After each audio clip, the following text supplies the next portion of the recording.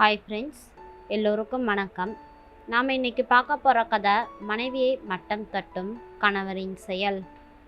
கல்யாணமான இந்த 4 வருடங்களில் 400 முறை கேட்ட வார்த்தைகள் தான் என்றாலும் கூட முதல் தடவை போலவே ஒவ்வொரு முறையும் அந்த வார்த்தைகளை கேட்கும் பொழுது மிளகாயை அரைத்து பூசினாற் போலதான் பானுவுக்கு எரிகிறது. இன்னைக்கும் எரிகிறது.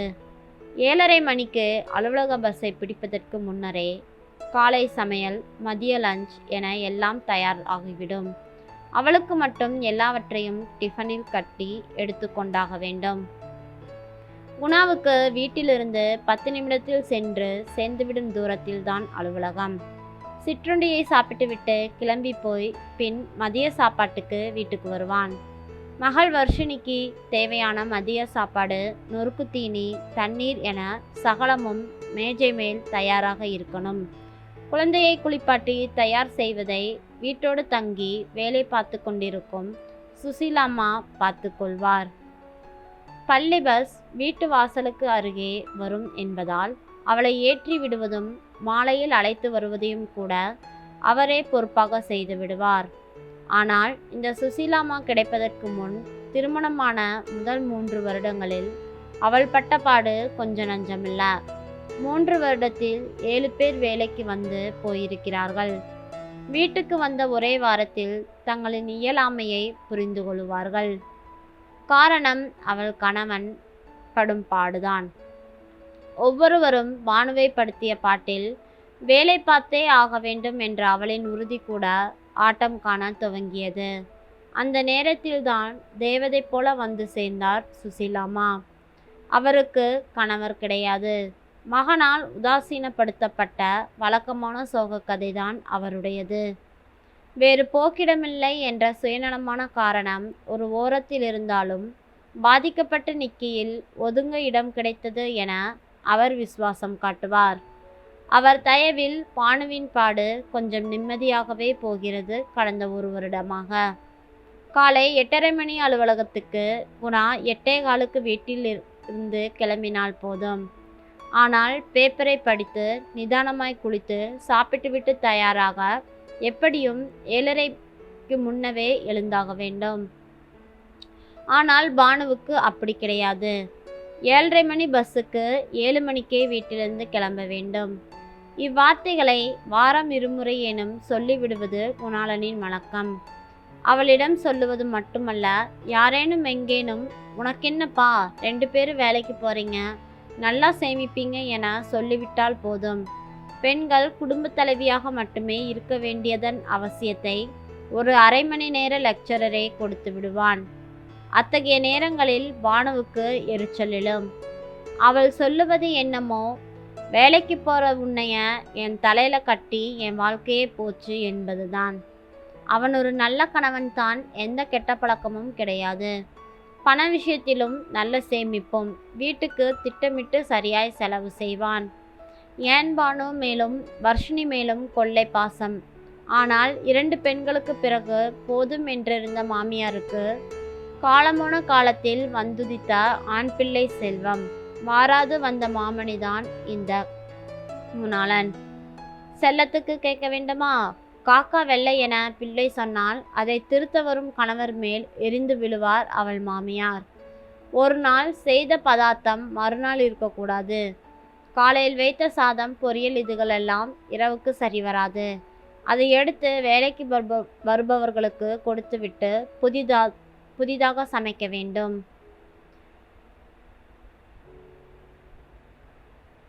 இப்போதும் திருச்சிக்கு போனால் இந்த 60ஐ தாண்டிய வயதுக்கும் அந்த அம்மா அப்படித்தான் சமைத்து போடுவார் மகனுக்கு. வேலைக்காக சென்னை வந்த பின் தான் ஜட்டி பனியனை தானே எடுத்துக்கொண்டு குளிக்கப் போகவே ஆரம்பித்தான் என எந்த குற்ற உணர்வுமின்றி சொல்லும் கணவனை பார்த்து கல்யாணமான புதிதில் ஆடிப்போனாள் பானு. இதையெல்லாம் கேட்கறக்கு என்ற குற்ற உணர்ச்சியும் அவருக்கு கிடையாது. நாம் ஃபஸ்ட் எல்லாம் பானுதான் எடுத்துக்கொண்டு பழகி விட்டாள். ஆனால் அப்படியே பழகிய மகனுக்கு மனைவியும் வீட்டிலிருந்து தன்னை தாங்க வேண்டுமென எதிர்பார்ப்பு மிகுந்திருந்தது. ஆனால் குணாவின் அப்பா அம்மா இருவருக்குமே காலம் போகும் போக்கில் 2 பேரும் சம்பாதித்தால்தான் எண்ணெய் போட்ட சக்கரமாய் வண்டி போகும் என்று அசைக்க முடியாத நம்பிக்கை. அழகான, அடக்கமான, வேலைக்கு போகும் பெண்ணாக இருக்க வேண்டும். வசதியான பிறந்த வீடாகவும் இருக்க வேண்டும் என ஏகப்பட்ட நிபந்தனை பட்டியல் இருந்தது அவளின் மாமியாருக்கு. எல்லாவற்றுக்கும் பொருந்தி வந்த இந்த பானுவை நேரில் பார்த்த பின் வேண்டாம் என்று சொல்ல குணாளனுக்கும் மனம் வரவில்லை.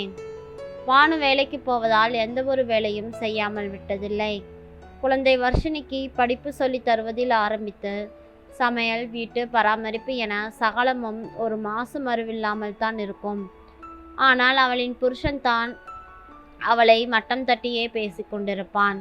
நீ எல்லாம் எதுக்கு வேலைக்கு போற?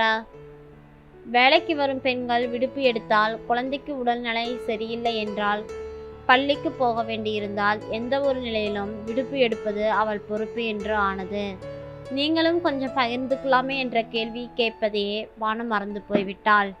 கேட்டால் உடனே இதுக்குத்தான் வேலைக்கு போகிற பொண்ணு வேணான்னு சொன்னேன் என பழையபடி ஆரம்பித்து விடுவான். மட்டம் தட்டுவதில் அவனை அடித்து கொள்ள முடியாது.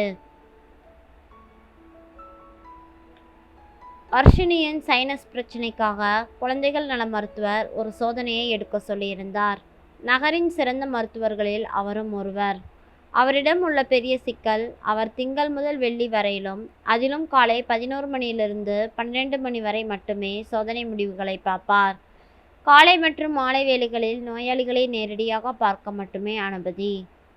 இத்தனை சிக்கல் இருக்கையில் அவள் கணவனிடம் கேட்க ஆரம்பித்தாள்.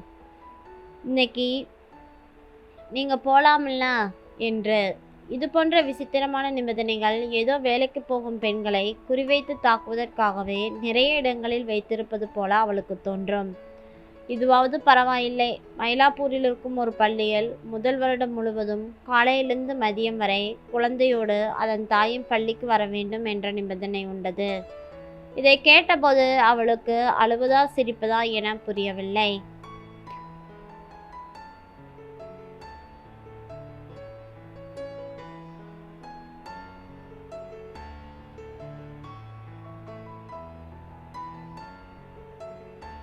வழக்கம் போல அவளது உரிமை விடுப்புகள் அனைத்தும் வருட துவக்கத்திலேயே காலியாகி இருந்தது.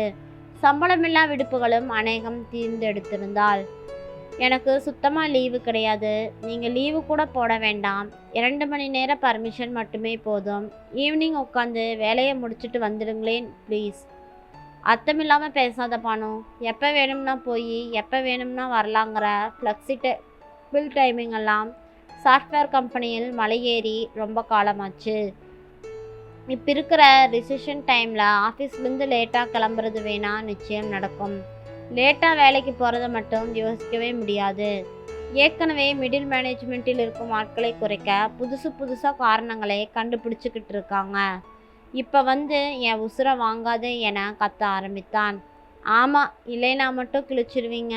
பாப்பாக்காகவோ எனக்காகவோ என்னைக்காவது லீவு போட்டிருக்கிறீங்களா என கேட்க நினைத்தாள். ஆனால் அது தேவையில்லாத பிரச்சனைகளை மறுபடியும் கிளறிவிடும். எவ்வளவுதான் சண்டை போட்டாலும் கடைசியில் அந்த வேலையை தானே செய்ய வேண்டியது இருக்கும் என்பதையும் பானு உணர்ந்திருந்தாள். அவனையே பார்த்தபடி நின்றிருந்தாள். கடைசியில் அவளுக்கு அவமானம் மட்டுமே மிஞ்சி இருந்தது. என்ன பார்க்குற? இந்த பாரு, வீட்டு விஷயங்களுக்காக ஆம்பளைங்க லீவு போட்டால் கேட்குறவங்க சிரிப்பாங்க.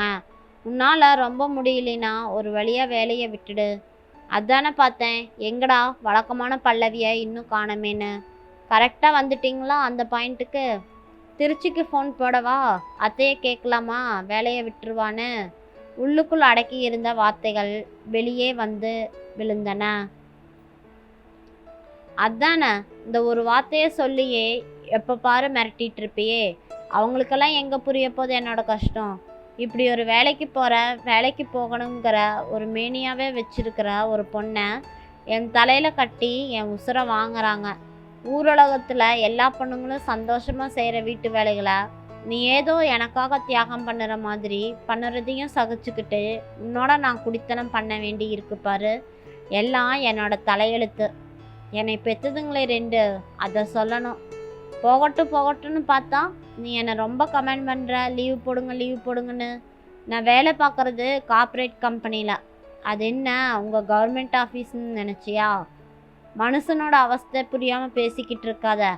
என்ன சொன்னாலும் என்னால் டாக்டர் வீட்டுக்கெல்லாம் போக முடியாது. புரியுதா என்ன என கத்திவிட்டு தன் பாட்டுக்கு அலுவலகம் கிளம்ப தயாரானான் குணாளன். ஒரு பெரிய மழையே பேஞ்சு ஓஞ்ச மாதிரி இருந்தது. எரிச்சலுடனேயே ரிசப்ஷன் பகுதியை தாண்டி வேலையிடத்துக்குள் நுழைய தன் அனுமதி அட்டையை தோய்த்தான். சிவப்பு விளக்கு எரிந்தது. அட்டையை துடைத்துவிட்டு 2 முறை தொடர்ந்து தேய்த்தும் பீப் பீப் என சவுண்டு கேட்டது. குழப்பத்துடன் திரும்பியவளை பரிதாபமாக பார்த்தாள் ரிசப்ஷனிஸ்ட் மாலதி. என்ன மாலதி இது, காலங்காத்தால இந்த ஆக்சஸ் கார்டு சொதப்புது. ஏகப்பட்ட வேலை கிடக்குதுப்பா. ஏன் இது ஒர்க் ஆக மாட்டேது? I'm sorry to say this Guna. இனிமே நீங்கள் ஆஃப் பண்ணுறவங்களுக்கு ஆக்சஸை உடனடியாக நீக்கிடுவாங்க. உங்கள் நேம் இன்னைக்கு லிஸ்ட்டில் இருக்குது. உங்கள் செட்டில்மெண்ட் டீட்டெயில்ஸ் பற்றி பேச எப்போ வரலாம்னு ஹெச்ஆர் கிட்டேருந்து உங்கள் பர்சனல் மெயில் ஐடிக்கு வரும். இப்போ எப்படி முடிப்பதென்று தெரியாமல் இழுத்தாள். கண்கள் கலங்கி விடுமோ என்ற பயத்தில் மூக்கை உறிஞ்சி சமாளித்து கொண்டு பரிதாபமாக புன்னகித்தான் குணாளன். மாடிப்படி ஏரியில் கையில் புகையும் சிகரெட்டோடும் ஓரளவு கலங்கிய கண்களோடும் சுந்தரமூர்த்தி நின்று கொண்டிருந்தான். தன்னை பார்த்ததும் வேறு புறம் திரும்பியதும் நினைவுக்கு வந்தது. ஒருவேளை அவனும் இன்றைய பலியாடுகளில் ஒருவனோ என எண்ணத்தோடு வேகமாய் அவனை நோக்கி போனான். குணாவின் முகத்திலிருந்தே அவனுக்கும் தன்னோட கதிதான் என புரிந்து கொண்ட மூர்த்தி எதுவும் பேசாமல் ஆதரவாய் குணாவின் தோளின் மேல் கையை வைத்தான். சரி விடுப்பா, இதெல்லாம் நம்ம ஆஃபீஸில் நடக்கிறது தானே. லாபம் குறையுது, ஆளை குறைக்கணும்னு இப்படி திடுதிப்புன்னு சொல்கிறது தான் மனசுக்கு கஷ்டமாக இருக்குது. என்ன அநியாயம்டா இது. போய் ரெஸ்யூமை தூசி தட்டி எடுத்து எல்லா ஜாப் வெப்சைட்லேயும் ஏற்றலாம் வா. வேற என்ன பண்ணுறது என்றபடியே கிளம்ப தயாரானான் குணா.